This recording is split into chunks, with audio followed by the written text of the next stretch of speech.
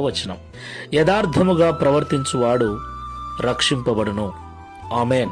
నా ప్రియమైన సహోదరి సహోదరులారా, ప్రతి ఒక్కరికి యథార్థమైన జీవితం చాలా అవసరం.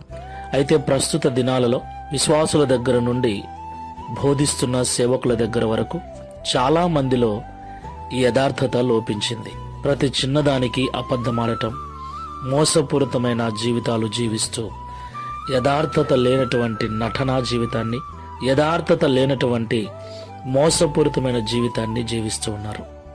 కనుకనే వారి వారి జీవితాలలో అభివృద్ధి, ఆశీర్వాదం కొరవడింది. ఈ మాటలు వింటున్న ప్రియ సహోదరి సహోదరుడా, ప్రభు మనతో అంటున్నాడు, యథార్థంగా ప్రవర్తించువాడు రక్షింపబడును అని. లోపల కోపము, ద్వేషము, బయటికి ప్రేమగా మాట్లాడటము, ఇది వేషధారణ జీవితం ప్రియులారా. పైకి చూడటానికి తెల్లటి వస్త్రాలు ధరించుకోవటం,